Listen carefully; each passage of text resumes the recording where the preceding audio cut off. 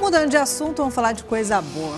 Arroz com feijão, bife, ovo frito. Comida básica, boa e barata que todo mundo deveria saber preparar, mas não sabe. É verdade. Hoje o Domingo Espetacular traz dicas preciosas para quem precisa sobreviver na cozinha sem fazer feio.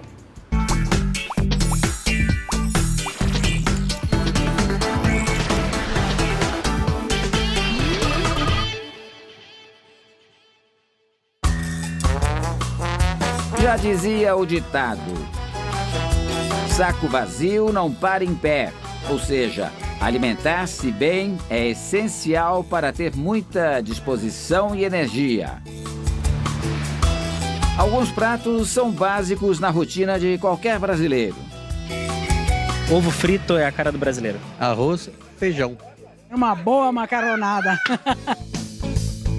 Sem esquecer do cafezinho nosso de cada dia. Faço todo dia. Que delícia! Cafezinho. Tudo bem simplesinho. Mas você sabe fazer alguma dessas coisas simplesinhas aqui? Dá para dar umas dicas rápidas e ensinar receitas fáceis e econômicas. Segundo os especialistas, o segredo é programar as refeições ao longo da semana. As próprias palavras falam por si, rápidos e práticos. Então é importante você ter alguma coisa já sempre na sua casa, de preferência no freezer para não estragar. Por exemplo, o arroz você já pode deixá-lo pré-refogado, já na geladeira, numa Tupperware. Proteína é uma comida rápida, um legume deixado na geladeira também cozido no vapor é super rápido, você só tempera na hora. Mas atenção! Para garantir uma alimentação saudável, é preciso observar a qualidade dos ingredientes. Muitas vezes a pessoa coloca uma cor, um condimento que é artificial, por exemplo, para dar uma cor. E isso não necessariamente é adequado e saudável. As pessoas fazem o feijão com o quê? Com toicinho, não é isso? Então o problema não é tanto feijão, e sim como que as pessoas comem o feijão. E a forma do preparo também influencia.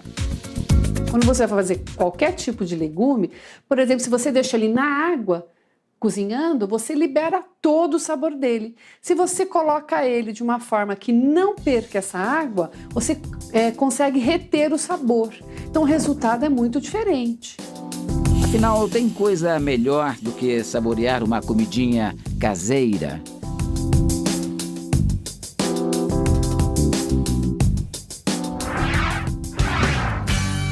Dos restaurantes de grandes chefes aos fogões das donas de casa, refogar é um passo básico em qualquer cozinha. Nós aprendemos isso com os portugueses. Os portugueses começam qualquer prato com o refogado, com a gordura, com a cebola e com alho. Então isso acabou se tornando a base da nossa cozinha. Refogar é uma técnica de cozimento feita a partir de gorduras como óleo, azeite ou manteiga. Os ingredientes mais usados são a cebola e o alho. O chefe vai mostrar pra gente agora como fazer um bom refogado de legumes. Quando você começa o refogado, você pode aumentar um pouquinho a temperatura para aquecer o óleo. Quando começou o refogado, começou a colocar a cebola e o alho, você deixa ele médio. Esse é o típico barulhinho do refogado. Olha a dica. Sempre que vem antes é a cebola, porque a cebola demora mais a cocção. E o alho, ele queima mais fácil. O sal pode ser colocado junto com a cebola para acelerar o cozimento, ou pode entrar na finalização do preparo. Agora é a vez dos legumes, do mais duro ao mais mole. O chefe usa chuchu, pimentão verde, abobrinha, berinjela e cenoura. Coloquei ralada, porque se eu colocar ela cortada em cubinho, ela é mais resistente e vai atrasar o processo. Por último vem o tomate, que é mais rápido para refogar. Os temperos são a gosto. Pode acrescentar os verdes, salsinha, cebolinha ou coentro, se você preferir. Mas o que precisa num refogado é sal e pimenta, nada mais. Anotou? Então vamos complicar. É possível congelar um refogado? Mito ou verdade? Verdade. Mas atenção, você precisa esperar o prato esfriar antes de colocar em um recipiente apropriado. Para descongelar, é só deixar algumas horas na geladeira. E na hora de comer, dá até para dar uma incrementada. Nós temos aqui um refogado com os ovos em cima, deliciosos, e que virou uma bela mistura. Com o almoço do dia a dia, isso é uma delícia.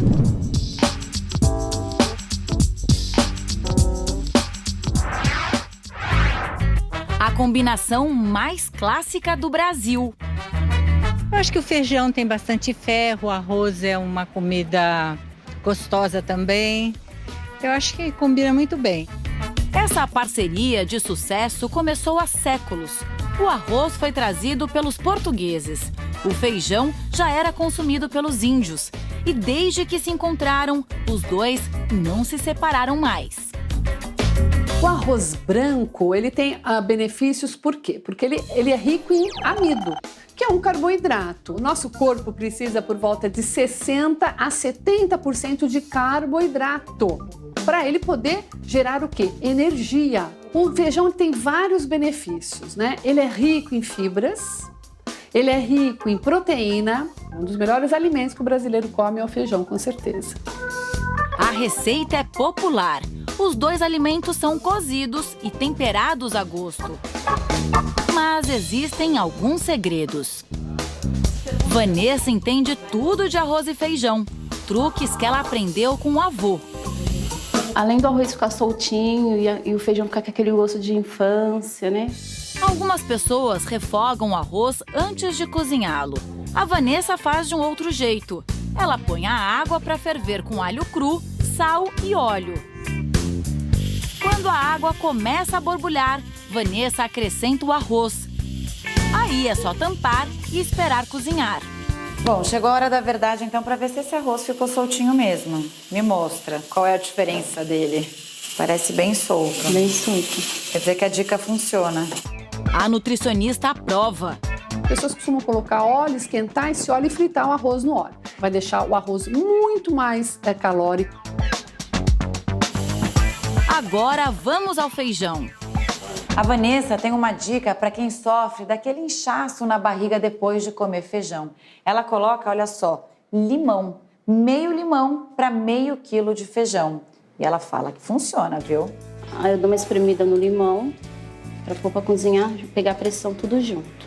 Aí eu entro com tempero, sal, um pouquinho de alho, um louro e mais ou menos uma colher de óleo. 15 minutinhos já tá pronto. E tem mais. Deixar o grão de molho ajuda a evitar flatulências. Mito ou verdade? Verdade. Isso porque a casca do feijão possui substâncias que não são digeridas pelo nosso corpo. Colocar o alimento na água ajuda a eliminá-las. Quem que vai digerir e vai quebrar esse açúcar? No caso do feijão que a gente está citando, as bactérias que você tem no intestino. Então, as bactérias, quando elas comem esse açúcar, elas vão gerar o quê? Muitos gases. E esses gases causam uma distensão abdominal, causando um reflexo de má digestão. Então, por exemplo, se você deixar o feijão de molho, é muito interessante para você liberar esse açúcar.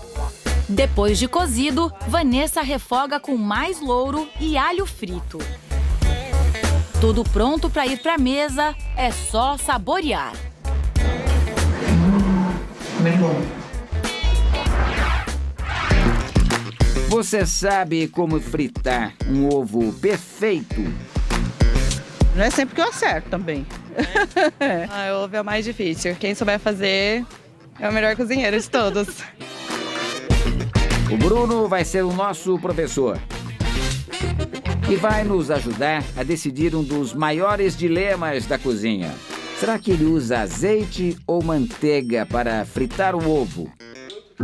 Na verdade, ele coloca os dois. A manteiga vai ajudar o azeite não queimar, para não passar o ponto do azeite, tá? Então eu misturo. Só depois que o Bruno coloca o ovo na frigideira antiaderente, tempera com sal e conta um segredinho da receita dele. Agora que já deu uma tostadinha nas bordas dele, eu vou pegar uma gotinha de água, temperatura ambiente, e vou colocar nele na frigideira direto e abafo. Segundo o Bruno, esse vapor termina de cozinhar o ovo. E não é que dá certo? Quando parar esse barulho de fritura, que foi a água que já evaporou, é o tempo certo que eu sei que o meu ovo já está perfeito. Você já aprendeu como fritar um ovo, mas dá para fazer esse alimento tão rico em nutrientes de várias formas. Cozido, mexido. De uma forma saudável e gostosa também é no molho de tomate. Colocar o ovo num caldo também fica muito gostoso. Em vez de quebrar na água, você pode colocar num caldo que você vai fazer a sopa, por exemplo. Bem, ovo é fundamental em qualquer cardápio, mas brasileiro gosta mesmo é de carne. Só que tem gente que não sabe o básico: fritar um bife. Então a gente convocou o Bruno mais uma vez. Primeiro ele besunta a carne com um pouco de azeite. Tempera com sal e pimenta. E coloca o bife na frigideira previamente aquecida. A frigideira já está saindo fumaça, já está na temperatura ideal. Nós vamos colocar a carne. Agora que a gente não pode ter pressa. Antes de virar a carne, veja se ela está bem selada. Ah, não sabe o que é selada? Eu ajudo, hein? O bife está selado quando cria estas crostas amarronzadas na superfície. Pode ver a borda aqui, ó. Já deu ponto. Então vou virar o bife. Apenas uma vez já é o suficiente. Apesar de o Bruno utilizar pouquíssimo azeite na fritura do bife, nutricionistas recomendam evitar a gordura. O grelhado, você não precisa colocar nenhum tipo de óleo, porque o próprio bife tem gordura. Então a própria gordura do bife já é o suficiente para grelhar ele.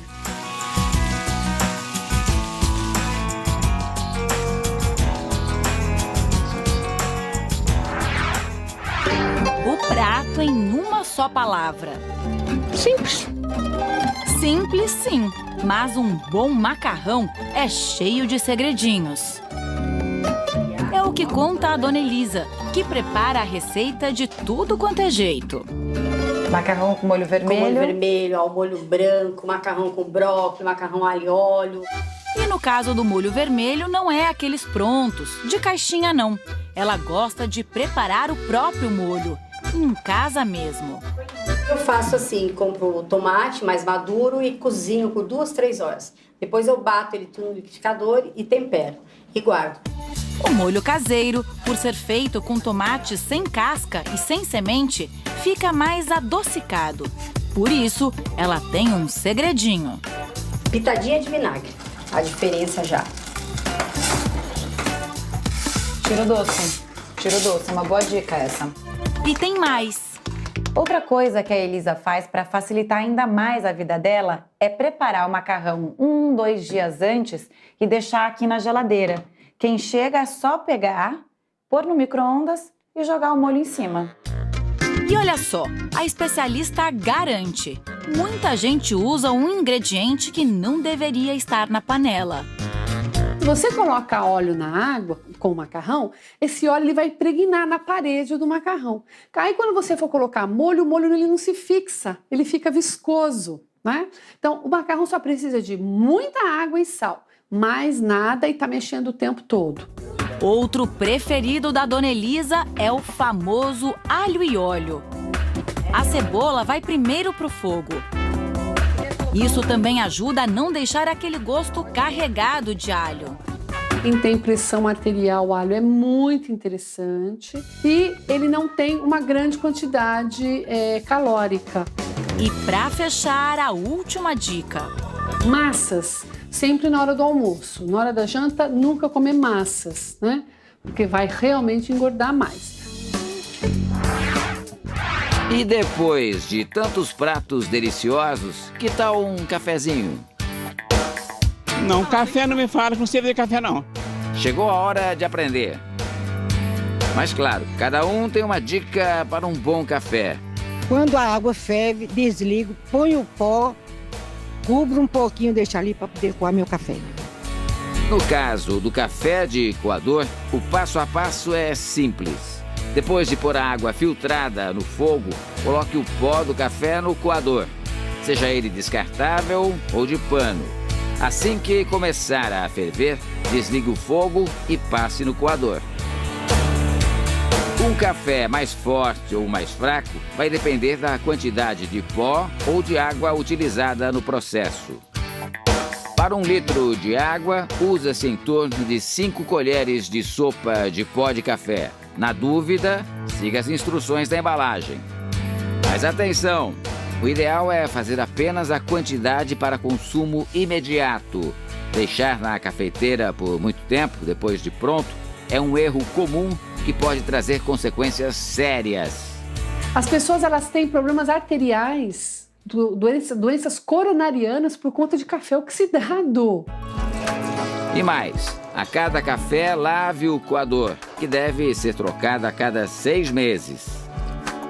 E se for descartável, não reaproveite o filtro, ok?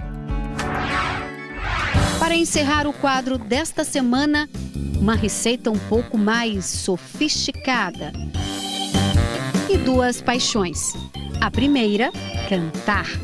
O piqui é um ingrediente, é uma fruta que dá nos Gerais. A segunda, cozinhar, usando no caso o pequi. Todo o Planalto Central tem piqui. É a terra de... A música é a inspiração para o cantor Xangai na cozinha. Opa, cantor não, cantador. Verso e reverso, que reveste a natureza, está presente na terra, em toda parte. O cantador canta sua realidade, sua circunstância. Então o cantador canta de dentro para fora. Já reparou que ele gosta mesmo é de pôr a mão na massa? Temperou uma cebola boa aqui, ó. O pequi vai ficar aqui fervendo na panela durante 15 a 20 minutos. Nessa faixa. Depois é que vai ser colocado o arroz branco. Mas a gente também pode substituir pelo arroz integral. Eu gosto que muito é do até mais arroz saudável. integral. Eu gosto. Mas enquanto isso...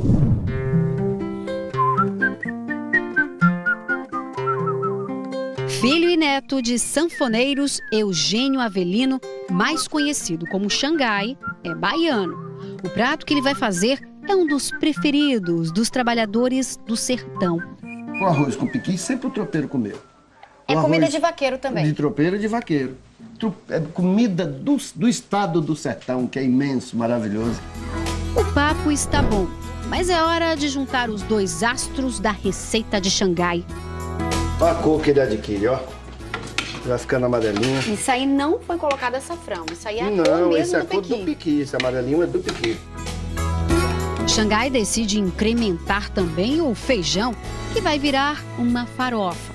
Primeiro, ele é temperado com alguns ingredientes bem baianos. E na panela também tem o biribiri, bastante encontrado aqui na Bahia, olha. Não tem um sabor meio amargo, né? Azedíssimo. Azedo. Azedo, riquíssimo em vitamina C. Mas faz uma diferença. Fica mais gostoso. Depois de mexer bem, é hora de colocar a farinha. Além do arroz e do feijão, para lá de especiais, Xangai ainda fez uma moqueca com olha só, caju e, claro, carne de sol. Tudo pronto na mesa. Mas um aviso, comer pequi não é uma tarefa fácil, não. Não morda não, Roa. Se morder, vai arrebentar. Vai aparecer milhões de microespinhos. Muito bom. O arroz está com gosto do piqui. Uhum. E com esse banquete todo na mesa, é difícil resistir. Dá aquele sono, uma vontade de deitar na rede. Tem força para cantar? É o jeito. Ai, o ABC do preguiçoso. O marido se alevanta e vai armar um mundé pra pegar uma paca gorda, pra nós comer um sarapaté.